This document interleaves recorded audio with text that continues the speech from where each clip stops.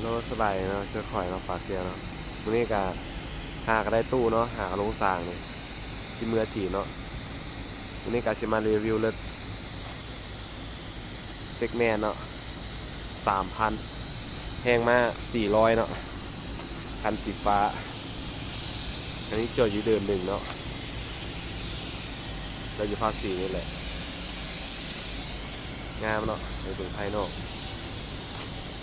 สูงเนาะ3,000แพงมา400ใช้เบิ่งภายในแต่เบิ่งบ่ได้เนาะบ่มีกระแจเนาะ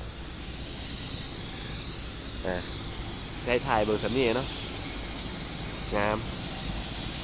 อันนี้ก็เมียนให้กันเนาะคันที่ขาวกับเบลอันนี้จะเป็นโอโวเนาะ540แพงมาเดี๋ยวที่ให้ไปเบิ่งแล้วเท่าเนาะแล้วเท่ากับจอดไว้อยู่พุ่นเนาะเบิ่งแล้วเท่าก่อนโอเคตัวนี้เท่าอีกหอดแล้วเท่าเนาะตรงโค้งเลยกัน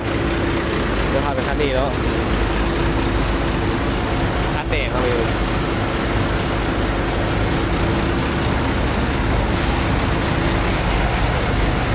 ไอ้ตู้ขาวเนาะไปแพงมา560เนาะส่วนหลายแพงมาจะเป็น500หมดเลยที่นี่เมียนเบิร์เนาะนี่แถวยาวอยู่เลยเขายังบ่ปล่อยเนาะ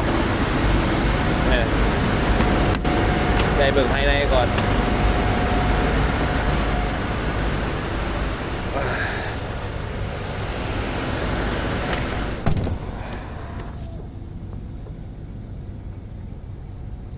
สไลด์น้ำมันเขาใส่ลายเนาะอันนี้จะเป็นเข็มน้ำมันเนาะนี่เข็มความไวอันนี้เข็มรอบจักรเนาะสุดก็ประมาณ15เนาะบ่ให้เกิน20เนาะถ้าเกิน20จักรมันจะฮ้อนเนาะอย่างจักรแตกเนาะ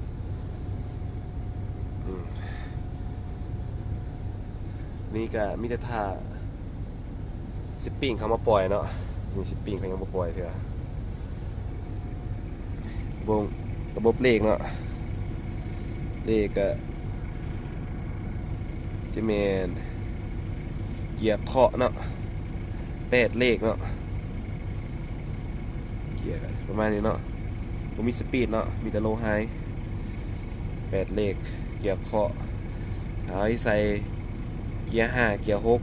7 8นี่เท่าไหร่เคาะไปเบื้องขวาสุดเนาะคอยจะลิ้นแต่ฮอลิกซีเนาะจะบกเคาะเนาะลิ้นธรรมดาเนาะว่าเขาบริเลนไก่เนาะเลนธรรมดานี่ภายในประมาณนี้เนาะสไลด์มีถึงแอร์จะมีเนาะเดี๋ยวจะให้เบิ่งตอนนอกไปเนาะเดี๋ยวจะออกตัดซิงเดี๋ยวจะขับให้เบิ่งเนาะว่าขับแบบใดเนาะนี่ก็ต้องถ่ายนิดนึงก่อนเนาะ